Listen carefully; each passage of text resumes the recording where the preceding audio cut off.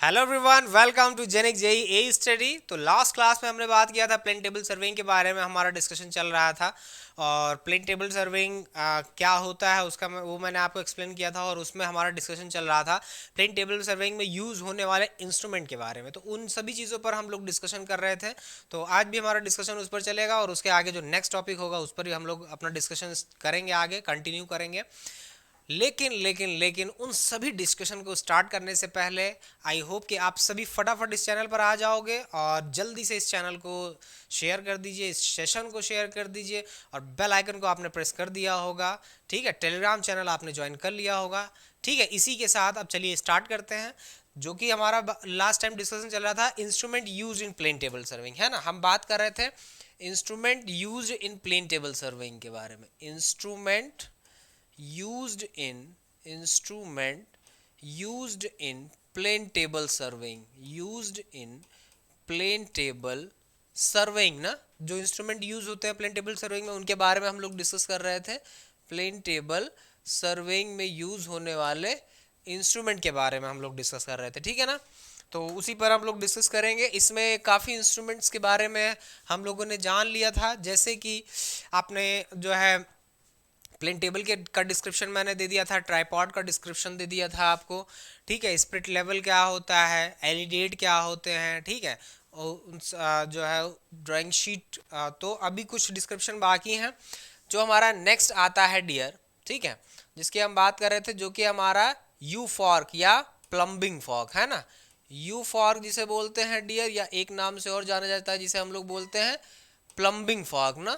ठीक है, क्या बोलते हैं इसे हम लोग? प्लम्बिंग फॉर्क या यू फॉर्क भी इसे बोला जाता है। तो ये क्या होता है डियर, इसको मैं बता दूं आपको। देखिए, यू फॉर्क या प्लम्बिंग फॉर्क एक्चुअली एक धातु का, मेटल का, दो इक्वल आर्म्स का member of a metallic member, ठीक है ना। एक metallic member of two equal arms, ठीक है ना। दो इक्वल आर्म्स का होता है ये। Designed in U shape, designed in U shape में, यू शेप में डिजाइंड होता है डियर। ठीक है, इन जनरली यू शेप्ड, इन जनरली यू शेप में डियर ये डिजाइंड होता है। यू शेप, इसीलिए इसको डियर यू फॉर्क बोलते हैं, ठीक है ना। अब आपको क्लियर हो गया होगा आई थिंक कि यू फॉर्क इसे क्यों बोला जाता है। अभी इसका क्या यूज है ये भी मैं आपको एक्सप्लेन करने जा रहा हूं। एक्चुअली में क्या है ना, कि जैसे जो आपका प्लेन टेबल है, ये भाई आपका प्लेन टेबल हो गया, ठीक है। अब ये प्लेन टेबल का ट्राइपॉड जो है यहाँ पर इस तरह से, ठीक है, ये अपने हम लोगों ने क्या किया, ग्राउंड में जो है सेट कर लिया किसी स्टेशन पर, ए स्टेशन पर। अब यहाँ पर जो पॉइंट, जो हमने ड्राइंग शीट सेट किया यहाँ पर, ठीक है, ये जो हमने ड्राइंग शीट सेट किया, उसके बाद ये नॉर्थ डायरेक्शन रिप्रेजेंट करेंगे, ठीक है। नॉर्थ डायरेक्शन भी तो हम लोग रिप्रेजेंट करते हैं, ठीक है, नॉर्थ डायरेक्शन रिप्रेजेंट कर दिया। अब क्या है कि जैसे जो पॉइंट हमने लिया यहाँ पर, ठीक है, जो पॉइंट हमने ड्राइंग शीट पर जो पॉइंट लिया है, अब ये ग्राउंड स्टेशन पर पैग हमने लगा रखा है, ठीक है, ये ग्राउंड स्टेशन पर पैग लगा रखा है हम लोगों ने, ग्राउंड स्टेशन पॉइंट पर इस स्टेशन को मार्क किया इस पैग से। अब इसी स्टेशन पैग को ड्राइंग शीट पर ए पॉइंट से मार्क करना है, ठीक है, इसी पर सेट करना है। तो हमारा ये एक सीध में होना चाहिए ना, मान लिया यहाँ पर, ठीक है, मान लिया यहाँ पर जो है ये एक सीध में होना चाहिए, ठीक है, यहाँ पर ये एक सीध में होना चाहिए। अब ये पॉइंट ए मान लिया हम लोगों ने, क्या मान लिया, पॉइंट ए मान लिया, पॉइंट ए मार्क हो गया। तो इसी चीज को, इसी स्टेशन पॉइंट जो कि ग्राउंड पर इसकी पोजीशन कैपिटल लेटर से रिप्रेजेंट है, और ऑन द ड्राइंग शीट हम इसको स्मॉल ए पॉइंट से रिप्रेजेंट करने जा रहे हैं। इसी चीज को सेटअप करने के लिए, इसी चीज को रिप्रेजेंट करने के लिए हमें यू फॉर की जरूरत होती है। किसकी जरूरत होती है? यू फॉर की। तो यू फॉर क्या होता है? बेसिकली एक यू शेप का, डियर आपको मैं बता दूं, इस तरह से यू शेप का जो है, ठीक है, यू शेप का ये जो है एक मेंबर होता है, टू इक्वल आर्म्स का होता है डियर, ठीक है, टू इक्वल आर्म्स का होता है। और इसके एक एंड पर, ये एंड जो, एक एंड इसका शार्प देख रहे होंगे आप, और दूसरा एंड आपका जो है क्या नाम है, उस तरह से देख रहे हैं, प्रॉपर शेप में, ठीक है। और इसमें एक जो है हुक ऐसे बना होता है जिसमें से हम लोग क्या करते हैं, प्लम बॉब लटकाने की व्यवस्था होती है हमारे पास, साहुल लटकाने की व्यवस्था, ठीक है। ये देखिए मैंने साहुल इसमें प्लम बॉब सस्पेंड कर दिया। तो यही चीज क्या करते हैं कि एक एक ये जो शार्प एज वाला एंड है, शार्प एज, ठीक है, ये शार्प एज वाला जो एंड आप देख रहे हैं डियर, ठीक है, ये शार्प एज जो है यहाँ पर इस पॉइंट पर जो हमने डिनोट किया, रिप्रेजेंट किया, इसकी स्टेशन स्थित पॉइंट की स्थिति स्मॉल ए के रूप में इससे टच कराते हैं। और ये जो दूसरा आर्म है इसको इस प्लेन टेबल के नीचे रखते हैं, ठीक है ना, इसको इस प्लेन टेबल के नीचे रखते हैं। नीचे रखते हुए इसके सेंटरिंग पॉइंट से ट्राइपॉड की लेग्स के बीचों में से इसको जो है यहाँ सस्पेंड करते हैं, और इसमें से प्लम बॉब हम लोग सस्पेंड कर देते हैं।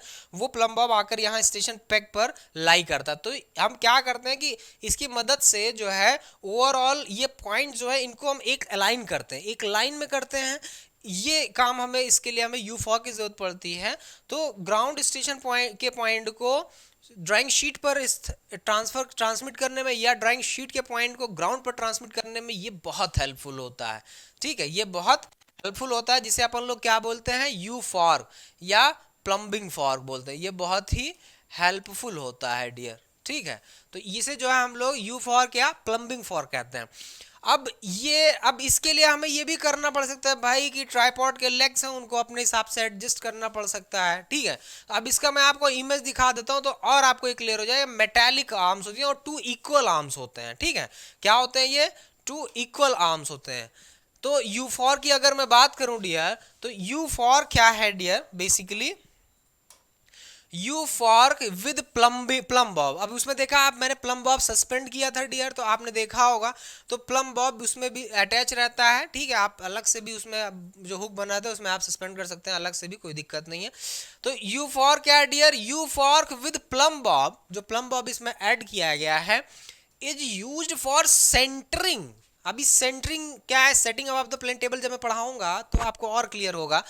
सेंटरिंग के पर्पस के लिए the table over the point, ठीक है ना, the table over the point, मतलब कि जो टेबल का हमारा टेबल पर जो पॉइंट है, जो हमारा ग्राउंड स्टेशन का पॉइंट है, उसके ऊपर हमें अपना ये अपना प्लेन टेबल सेट करना है और उस स्टेशन पॉइंट को, ग्राउंड स्टेशन पॉइंट को हमें ट्रांसमिट करना है कहाँ, ओवर द पॉइंट, और station occupied by the plane table over the point, उसी उस स्टेशन के ऊपर जो है हमें, जहाँ पे हमने ग्राउंड ड्राइंग शीट सेट किया उस प्लेन टेबल पर, उसी को हमें उसको ट्रांसमिट करना है।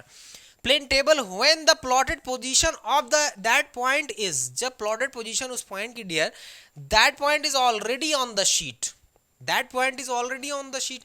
अब ये हमारे लिए और हेल्पफुल हो जाता है कि जब वो पॉइंट ऑलरेडी ड्राइंग शीट पर विजिबल है, ऑलरेडी ड्राइंग शीट पर प्लॉटेड, बस हमें U4 की मदद से उसको जस्ट लाई कराना है, एक वर्टिकल प्लेन में उसको हमें लाई कराना है डियर, ठीक है।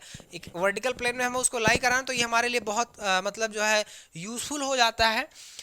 Also in the beginning of the work, या इवन शुरुआत में, वर्क के शुरू में, it is used for transferring the ground point on the sheet. कह रहे हैं कि इवन वर्क के स्टार्टिंग में भी, beginning of the work, it is use for transferring, ये यूज होता है ट्रांसमिट करने के लिए, ट्रांसफर करने के लिए द ग्राउंड पॉइंट को ऑन द ड्राइंग शीट, ठीक है ना। कैसे ये क्लियर होगा, आप देखिए यहाँ पे मैं आपको इसका इमेज दिखाता हूँ। ये आपका इमेज है डियर, ठीक है। ये जो आप इमेज देख रहे जो मैंने बताया था आपको, ये इस तरह से U शेप में होता है, और इसका जो एक एज है वो यहाँ पर, जो शार्प एज है, जो यहाँ पे पॉइंट है, उस वो यहाँ पर रखा जाता है, और जो जिसमें हुक देखिए बना हुआ है, जहाँ से देखिए प्लम बॉब सस्पेंड है, डॉटेड लाइन आप देख रहे हैं, ठीक है, वो जो है आपको दूसरे एंड में मिलेगा। और ये एंड जो है, जो नीचे यहाँ पे ट्राइपॉड होता है डियर, ट्राइपॉड होता है, उससे जो है हम लोग क्या करते हैं, उसके बीचों में से ये सस्पेंड कर देते हैं, ठीक है। तो अब आप देख सकते हैं, देखिए ये प्लेन टेबल है आपका, ये प्लेन टेबल आपको नजर आ रहा है, प्लेन टेबल, ठीक है ना।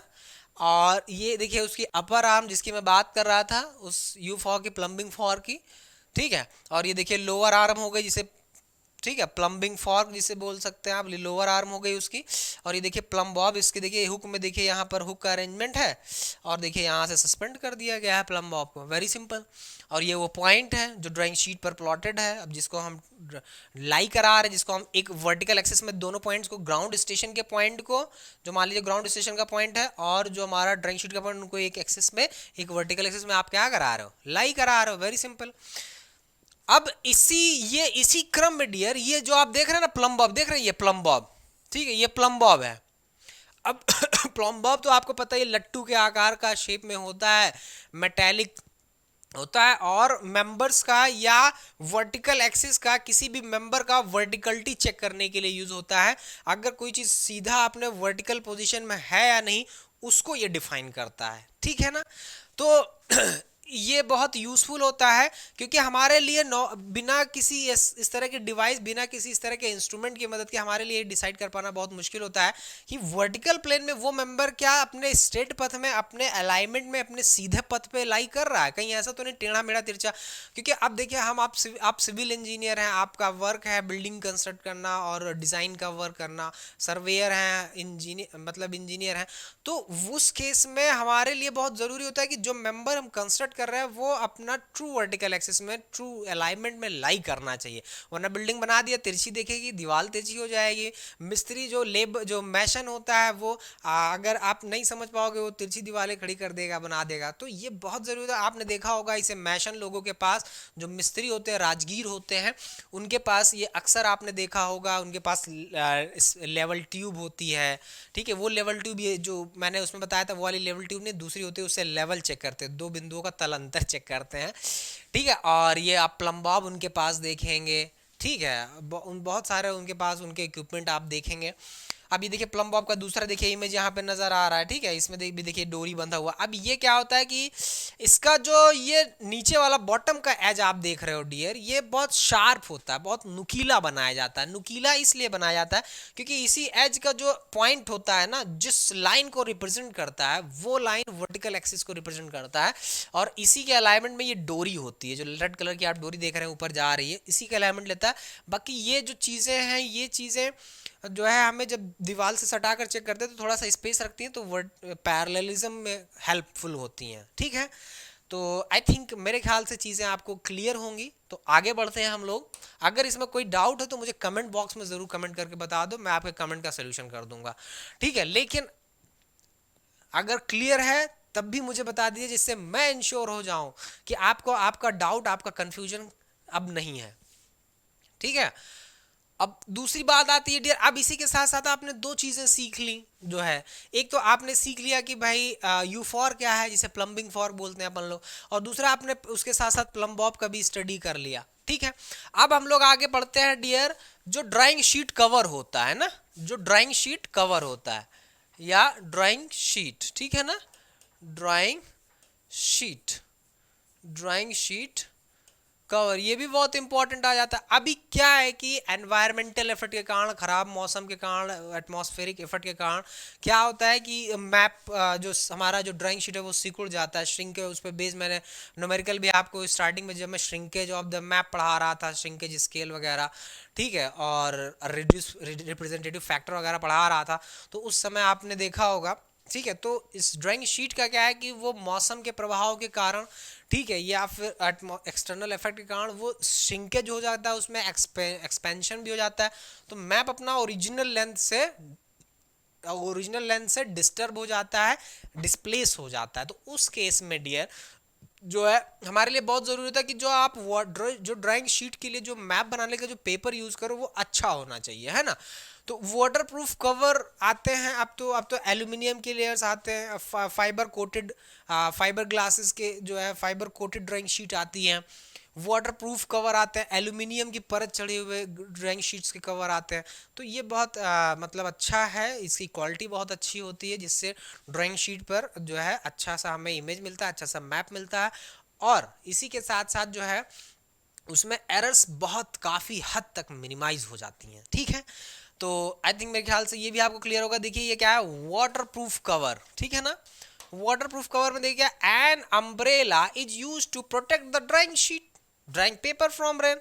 अब जैसा कि अभी मैंने आपके साथ प्लेन टेबल के advantages and disadvantages means mean merits and demerits पर अभी मैंने आपके साथ डिस्कशन नहीं किया है इस पर, ठीक है। तो उस केस में अभी फिलहाल, लेकिन हाँ इतना है कि क्योंकि ये इसमें light weighted instrument, separate instrument, छोटी छोटी असेंबली, छोटी छोटी एसेसरीज यूज होती हैं, तो ये पोर्टेबल है, एक जगह से दूसरी जगह ले जा सकता है। लेकिन लेकिन लेकिन लेकिन बारिश के मौसम में, ख़राब मौसम में हम प्लेन टेबल नहीं कर पाते, ये एक प्रॉब्लम है प्लेन टेबल सर्विंग में, ठीक है। या ख़राब मौसम में तो वैसे कोई भी आप सिविल वर्क जनरली नहीं कर पाते हैं, ठीक है। रेनफॉल, हैवी रेनफॉल के केस में या रेनफॉल के केस में जनरली सिविल वर्क जानते ही हैं आप तो खुद ही सिविल इंजीनियर हैं, तो आप जानते हैं कि कोई वर्क हम नहीं कर पाते हैं, बहुत प्रॉब्लम्स होती हैं। तो उस टाइम हम अपना क्या, हमारा जो वर्क है एटलीस्ट हम उसको पोस्टपोन कर देते हैं, सम टाइम के लिए उसको हम रोक देते हैं, ठीक है।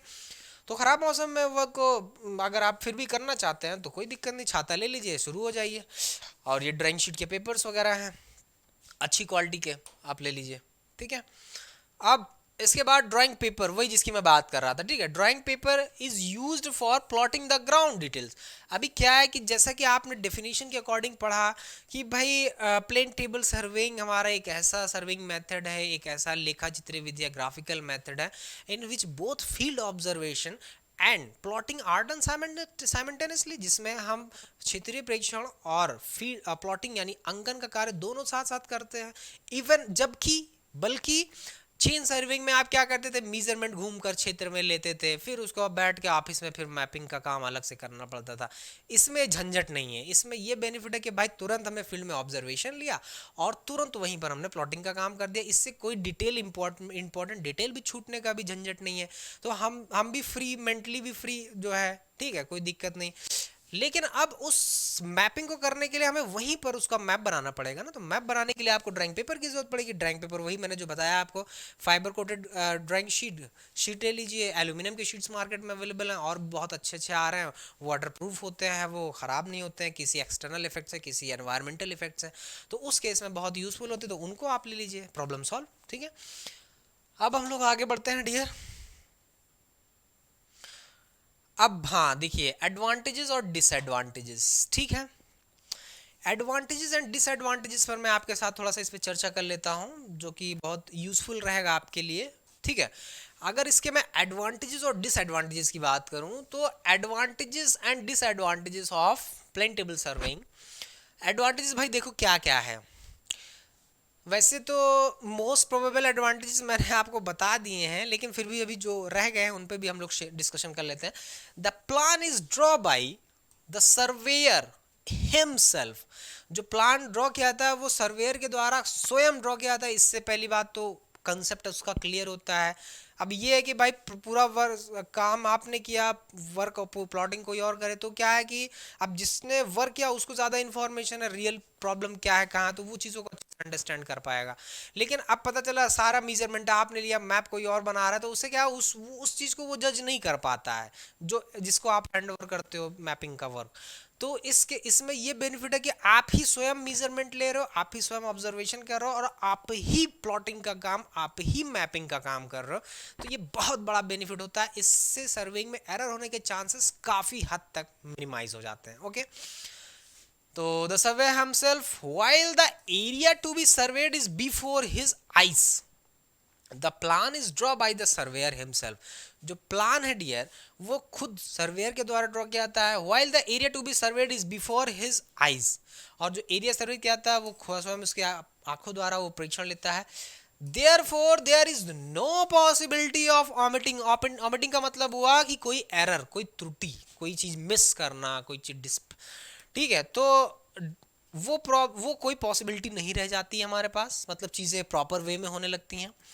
द नेसेसरी मीजरमेंट्स, किसी मीजरमेंट में कोई आवश्यक माप नहीं छूटने पाती हमसे, कोई हमसे त्रुटि होने की संभावना ऐसी कोई नहीं रहती है, ठीक है। The surveyor can compare the plotted work. जो सर्वेयर है डियर, वो कंपेयर कर सकता है प्लॉटेड वर्क को with the actual features of the area ना, क्योंकि जब हम फील्ड में खुद ही खड़े होकर हम सारे ऑब्जर्वेशन ले रहे हैं, सारे मेजरमेंट ले रहे हैं, तो हमारे लिए जज करना बहुत आसान हो जाता है कि चीज़ें, क्योंकि सामने आप देख रहे हो चीज़ों को, तो वहीं पर हम ऑब्जेक्ट को ऑब्जर्व कर रहे हैं और वहीं पर हम उसको ऑन द पेपर प्लॉट कर रहे हैं। तो ये हमारे लिए बहुत, मतलब हमारे लिए बहुत कंफर्टेबल हो जाता है कि कैसे चीज़ें एक्चुअल फीचर से कैसे रिलेट कर रही हैं, ठीक है। और जब ऐसा हो जाएगा तो एरर्स के चांसेस काफ़ी कम हो जाते हैं, ठीक है। और भी देख रहे हैं ये सर्विंग हो रहा है। एडवांटेजेस पे मैं आवाज आ जाता हूँ फटाफट, देखिए क्या क्या एडवांटेजेस हैं। It is simple and cheaper than the theodolite survey. पहली बात कि जितने सर्वेक्षण हैं उसमें ये भी एक सस्ता और टिकाऊ, कम समय में होने वाला और एक मतलब संतोषजनक परिणाम, एक सेटिस्फैक्टरी रिजल्ट देने वाला सर्वेक्षण है ये। और सबसे बड़ा बेनिफिट तो मैंने आपको उस दिन बता ही दिया था कि both field observation and plotting are done simultaneously. क्षेत्रीय प्रेक्षण और प्लॉटिंग, अंकन का कार्य दोनों साथ साथ आपको मिल रहा है। इससे बेहतर और क्या हो सकता है, ठीक है। It is most suitable for small scale map. ये भी बताया था मैंने कि ये सुटेबल है आपका स्मॉल स्केल मैप्स के लिए ना, small scale maps, suitable for small scale maps, ठीक है ना, suitable for small scale maps, okay ना। No great scale is required to produce a satisfactory map.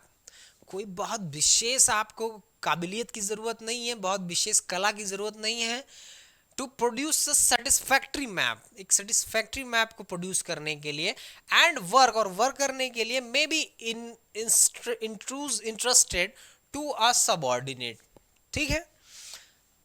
और क्या बेनिफिट है, इट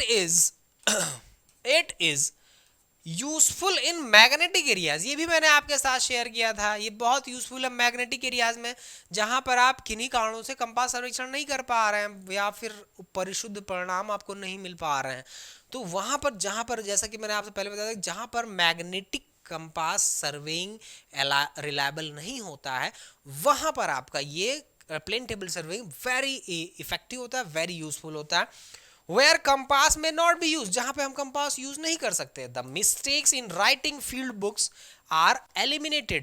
इवन जो मिस्टेक्स होती हैं, जो गलतियां होती हैं writing field notes, notebooks, field book में नोट करते समय आर एलिमिनेटेड, वो स्वतः उनका निराश हो जाता है। क्यों?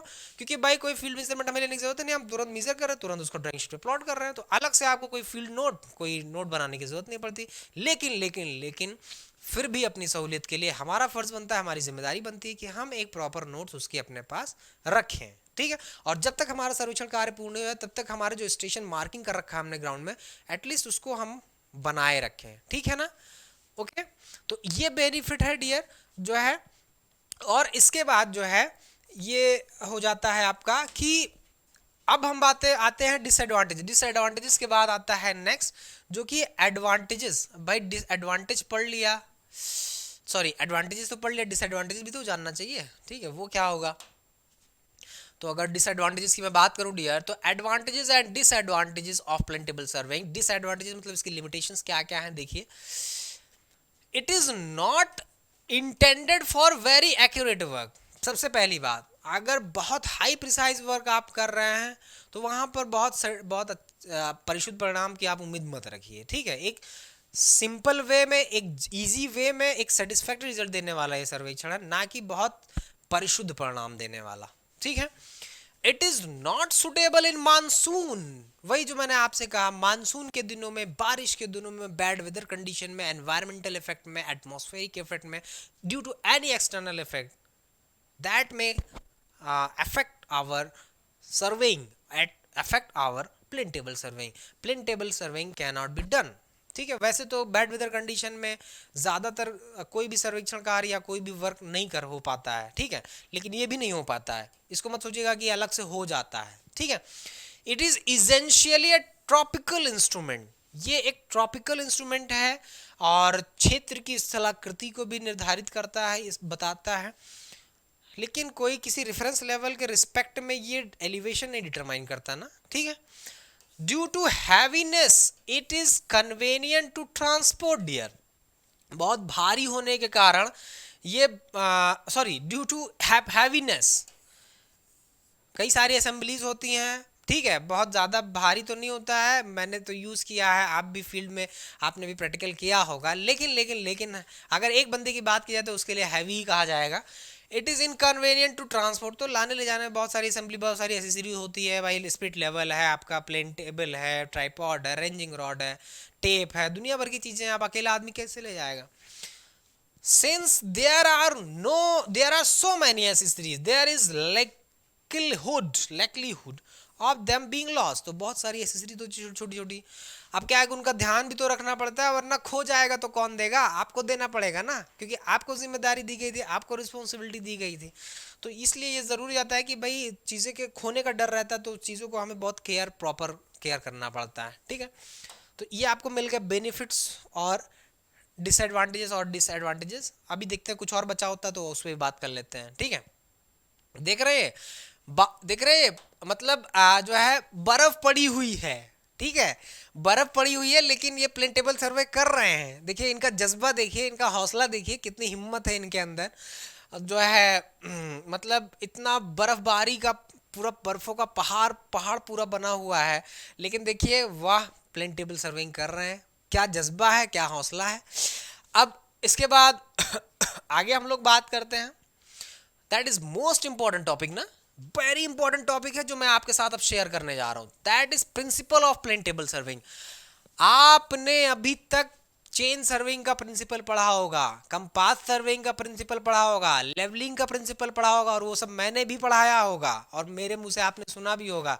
लेकिन क्या आपको पता है कि प्लेन टेबल सर्वे भी एक प्रिंसिपल पर काम करता है, और ये भी पूछा जाता है specially for competition exams. The principle, अब बात आती है कि इसका प्रिंसिपल क्या है, what is the principle of plane table surveying ना। Principle of plane table surveying की अगर मैं बात करूं डियर, तो जो principle of plane table surveying वो पैरेललिज्म के प्रिंसिपल पर काम करता है। ये बात सही है कि हम इसको ट्रायंगल्स में भी डिवाइड कर सकते हैं, और वेल कंडीशन ट्रायंगल हमें प्रेफर करना है ना, ठीक है। अगर जहां पर भी सर्वेइंग में ट्रायंगल की बात होगी तो हमारा पहली प्रायोरिटी होगी वेल कंडीशन ट्रायंगल, और वेल कंडीशन ट्रायंगल तो मैंने आपको बता ही रखा है, 30 the angle the triangle of which each angle should not be less than 30 degree and not more than 180 degree, okay. The angle should lie between 30 degree and 120 degree is called a well conditioned triangle, okay ना। तो ये parallelism पे के theorem पर काम करता है, parallelism के प्रिंसिपल पर काम करता है। ये कंसेप्ट और आपको क्लियर हो जाएगा जब मैं इसके मेथड्स आपको बताने लगूंगा, एक्सप्लेन करने लगूंगा, तब इसके मेथड्स और आपको क्लियर हो जाएंगे, तब मेरी बातें और आप तक करीब तक पहुंचेंगी, किस क्या प्रिंसिपल है इसका, ठीक है। तो the principle of plane tabling is parallelism ना, that is very important point, this point is very important, ये बहुत इंपॉर्टेंट पॉइंट है डियर, वेरी इंपॉर्टेंट लिख दे रहा हूं मैं, वेरी इंपॉर्टेंट, क्योंकि इसी एक पॉइंट पे ना ये पूरा प्लेन टेबल सर्वे बेस्ड है, इस बात को जान लीजिए आप, इसी एक पॉइंट पर पूरा प्लेन टेबल सर्वे बेस्ड है। प्लेन टेबल सर्वे हमारा समांतरण के सिद्धांत पर, पैरेललिज्म के सिद्धांत पर काम करता है। पैरेललिज्म का मीन्स ये होता है कि जैसे कि आपको मैं बता दूं कि जैसे कि हमारा ये प्लेन टेबल है, अब प्लेन टेबल अपने ग्राउंड पर सेट किया तो हमारा जो प्लेन टेबल का जो सेक्शन होगा, ये मतलब जो हॉरिजॉन्टल साइड एज देखेंगे वो इस तरह से होगा, और हमारा जो अर्थ है तो ये इसके पैरेलल होना चाहिए, ऐसा नहीं कि प्लेन टेबल हमारा ऐसे चला जाए, ठीक है, और ऐसे ये हमारा अर्थ पास होने लगे, ठीक है। तो इनके बीच एंगल हमेशा 0 डिग्री का रहना चाहिए ना, 0 डिग्री एंगल, हमेशा 0 डिग्री। क्या ये 0 डिग्री एंगल लाई कर रहा है? नहीं, ये कभी आगे आगे जाते 10 डिग्री भी हो सकता है, ठीक है। तो ये कहता है, मतलब प्लेन टेबल सर्वे का प्रिंसिपल कहता है कि प्लेन टेबल पर जितनी लाइनें आप खींचोगे वो लाइनें पृथ्वी की सतह के समांतर होनी चाहिए, ठीक है, ओके। और पृथ्वी की सतह आपको पता है डियर कर्व के फॉर्म में है, तो समतल रेखा, समतल लेवल प्लेन भी एक कर्व शेप में माना गया। अगर हम पृथ्वी की ऊबड़ खाबड़ को इग्नोर करते जैसा कि लेवलिंग में मैंने आपको एक्सप्लेन किया ही है, तो कोई प्रॉब्लम मेरे ख्याल से आई थिंक होगी नहीं, आपको समझ गया होंगे। ठीक है, तो चलते हैं फटाफट अपने पॉइंट पर आते हैं। प्रिंसिपल पे बात कर रहे थे हम लोग। Principle, all the rays draw through various details. अभी जितनी भी रेज हम लोग ड्रॉ करेंगे ना, ये जैसे मान लीजिए हम लोग का प्लेन टेबल है, अब इस पर जितनी भी रेज हम लोग ये ड्रॉ कर रहे हैं ना, ये ऐसे जैसे करेंगे draw through various details should pass through the survey station. ये डिटेल्स लेते हुए हर स्टेशन पॉइंट से, D A B C D, देख रहे हैं ट्रावर्स बना डाला मैंने यहीं पर खड़े खड़े। तो the position of plane table at each station, हर एक स्टेशन पर डियर जो पोजीशन होगी, the position of plane table at each station, हर एक स्टेशन पर बी आइडेंटिकल ना, आइडेंटिकल होगी। At each survey station the table must be oriented, और हर एक स्टेशन पर हमें अपना प्लेन टेबल ओरिएंट करना। ओरिएंटेड का मतलब होता है डियर, हिंदी में बोलते हैं इसको दिक स्थापित।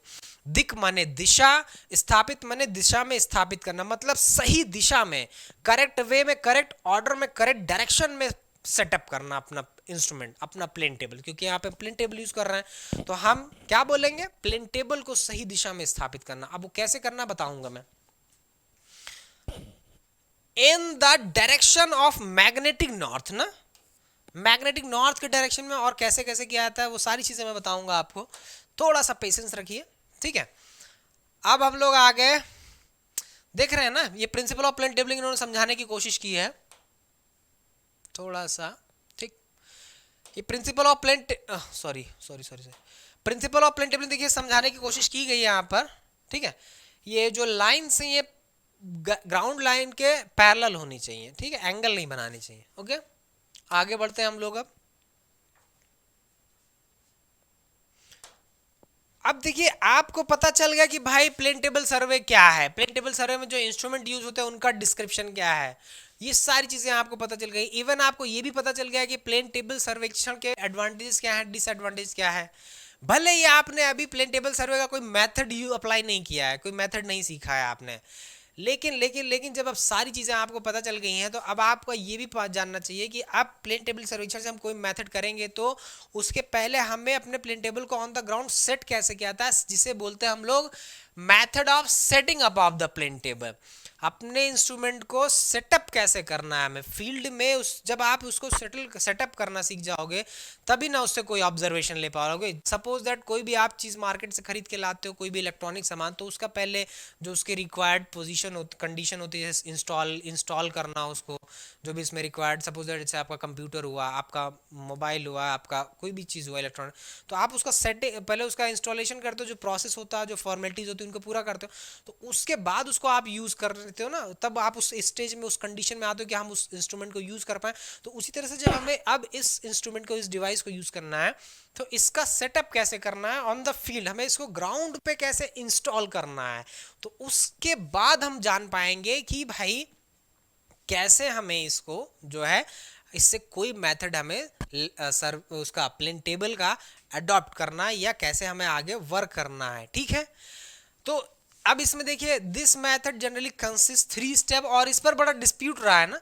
इस पर अक्सर क्वेश्चन आता है, this is most asked question. ठीक है, many times this question has been asked many times, many time asked, many times asked question dear ना, ये क्वेश्चन कई बार आपके एग्जाम में पूछा गया है, आपके कंपटीशन में, जेई में ये पूछा जा चुका है। ये क्वेश्चन अक्सर पूछा जाता है, what is the correct sequence, correct order of the setting up of the plane table, और इस पर हमेशा आप कंफ्यूज रहते हो, लेकिन आज मैं आपको कंफ्यूज नहीं होने दूंगा, आज मैं आपका कंफ्यूजन दूर कर दूंगा।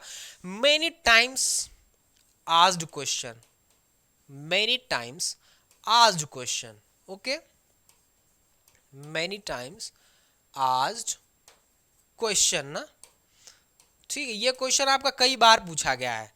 तो जो setting of the plane table है डियर, मैं आपको बता दूं जनरली ये हम फील्ड में उसको कैसे सेटअप करते हैं वो उससे रिलेट करता है, और ये बताता है generally 3 process are involve in setting up of the plane table. Generally इस प्रोसेस में 3 स्टेप्स हैं प्लेन टेबल को सेटअप करने में। On the over the station या ऑन द ग्राउंड हमें उसको सेटअप करने के जनरली 3 इसमें प्रोसीजर हैं। और अक्सर अक्सर अक्सर अक्सर बुक्स में आपको मिलेगा पहला पॉइंट सेंटरिंग, उसके बाद लेवलिंग मिलेगा, देन आपको ओरिएंटेशन मिलेगा। लेकिन लेकिन लेकिन लेकिन रियल कुछ और है डियर, ये आपसे फॉल्ट होती है, मिस्टेक होती है। पहला स्टेप हमेशा लेवलिंग करेंगे अपन लोग। ये करेक्ट ऑर्डर आपके एसएससी जेईई में पूछा गया और कई एग्जाम में पूछा जाता है अक्सर। सेंटरिंग उसके बाद करना है अपन को, तब हम लोग करेंगे क्या, ओरिएंटेशन। कैसे करेंगे बताता हूं मैं आपको। एक्चुअली एक चीज इसको बताने से पहले एक और इंपॉर्टेंट इंफॉर्मेशन मैं आपको यहां पर प्रोवाइड करना चाहता हूं कि सेंटरिंग और लेवलिंग और ओरिएंटेशन डियर एक दूसरे से इंटर रिलेटेड है, एक दूसरे से अंतर संबंधित है, एक दूसरे से रिलेटेड है।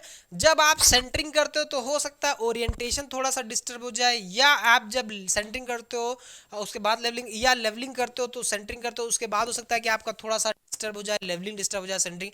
ये तीनों आपस में इंटर रिलेटेड है। मतलब एक स्टेप आप जब कंप्लीट करोगे दूसरा जैसे करोगे तो उसमें पहले पे थोड़ा ना थोड़ा इफेक्ट आता है, कुछ ना कुछ इफेक्ट आता है। अब भले ही वो जरा सा है, थोड़ा सा इफेक्ट आए, लेकिन अभी सारी चीजें हम लोग मैनेज कर लेंगे ना, ठीक है। देखिए कैसे। तो जैसे कि मैंने आपको बताया कि जनरली 3 स्टेप्स हैं setting of the plane table में। फर्स्ट है लेवलिंग, सेकंड है centering and third is orientation ना। लेवलिंग की जैसा आपको यहाँ पे दिख रहा है, लेवलिंग का मतलब है कि हमारा जो इंस्ट्रूमेंट है डियर वो प्योर हॉरिजॉन्टल प्लेन में लाई करना चाहिए। ये कुछ लेवल ट्यूब्स है जो आपको सामने नजर आ रही है पिक्स में।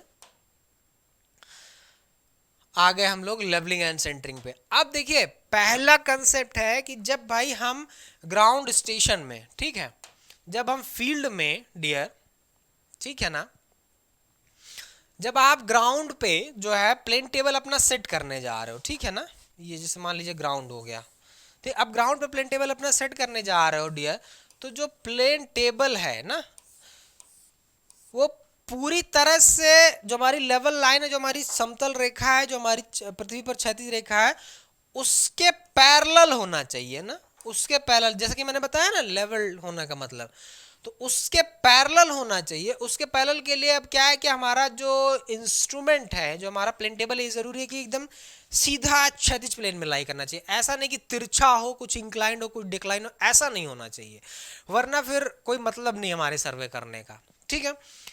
तो इसके लिए हम क्या करते हैं, जो स्प्रिट लेवल होती है ना, जो स्प्रिट लेवल मैं आपको दिखा ही चुका हूं, बता भी चुका हूं, ठीक है। स्प्रिट लेवल को हम परस्पर इसके कॉर्नर्स पर समकोण दिशाओं में रखकर, लेकिन इसके पहले आप अंदाजे से, ये बात अलग है कि हम पहले लेवलिंग करेंगे फिर सेंटरिंग करेंगे, लेकिन अंदाजे से भी हम अपन लोग सबसे पहले क्या करेंगे कि ट्राइपॉड्स की जो लेग्स है उनको आगे पीछे करके, उनको ऊपर नीचे सेट करके, बैठा करके, इसको हम ऐसा कर रहे हैं कि प्लेन समतल पर सेट करें जिससे सभी टांग्स बराबर हाइट पर हो और सबको सेम एंगल पर हमें डिक्लाइन करना है अंदाजे से ना, क्योंकि एक्यूरेट तो करना है लेकिन अंदाजा तो लगा सकते हो आप ना। तो उससे करना है, देखने में भी हमारा लगना चाहिए कि इंस्ट्रूमेंट हाँ भाई हॉरिजॉन्टल प्लेन में लाई कर रहा है, लेवल्ड है। अब उसके बाद जब फिर क्या करेंगे कि स्प्रिट लेवल को हम डियर, स्प्रिट लेवल को परस्पर समकोण दिशाओं में से चारों कॉर्नर पर रखकर चेक कर लेंगे। बबल सेंटर में होना चाहिए। अगर मान लीजिए बबल सेंटर से भाग रहा है तो हम क्या करेंगे, बबल किधर भागेगा, जिधर ऊंचान होगा जो है, ठीक है, जिधर ऊंचान होगा उधर से भाग, तो उस साइड को जो है, तो उसको हम उस साइड को एडजस्ट कर देंगे, उस लेग को एडजस्ट कर देंगे, तभी अपने सेंटर में आ जाएगा। तो इस चीज को करेंगे डियर। इस चीज को करने के बाद चारों कॉर्नर्स पर रखकर सेट कर लेंगे आप, और अपने कंफर्मेशन के लिए जो गोल वाली पेंसिल होती है ना, पेंसिल को हम इस पर फ्रीली छोड़ देंगे। फ्रीली छोड़ने के बाद क्या होगा कि जिधर ढाल होगा पेंसिल ऑटोमेटिक उधर लुढ़क जाएगी, तो उस साइड का लेग हम थोड़ा सा ऊपर उठा के उसको एडजस्ट कर लेंगे, ठीक है। तो तब यह इस तरह से आपका लेवलिंग कंप्लीट। अब लेवलिंग करने के बाद आप सेंटरिंग करोगे। सेंटरिंग आपका उस स्टेशन पॉइंट पर आपको करना है, ठीक है। लेकिन अब इसके आगे का प्रोसेस हम लोग डिस्कस करेंगे नेक्स्ट सेशन में, नेक्स्ट लेक्चर में, ठीक है। तो आई होप कि आपके सारे डाउट्स, सारे कंफ्यूजन क्लियर हो रहे होंगे। और अगर क्लियर हो रहे हैं तो मुझे कमेंट बॉक्स में इस बात का एहसास ज़रूर कराइए, ठीक है, वरना मुझे लगेगा कि पता नहीं आपको समझ में आया कि नहीं, ठीक है। तो उस चीज़ का मुझे कम से कम आप जो है इसका फील कराइए, इस चीज़ को रियलाइज़ कराइए और प्रैक्टिस ज़रूर करिए। प्रैक्टिस इज मस्ट ना। टेलीग्राम चैनल तो आपने ज्वाइन कर ही लिया होगा, बेल आइकन को प्रेस आपने कर ही दिया होगा, लाइक शेयर कर देंगे तो बहुत अच्छी बात है। तो मिलते हैं हम लोग नेक्स्ट सेशन में, नेक्स्ट लेक्चर में, इसी बात को, इसी डिस्कशन को आगे बढ़ाने के लिए। ओके, तब तक के लिए मुस्कुराते रहिए। Thank you everyone, thank you so much.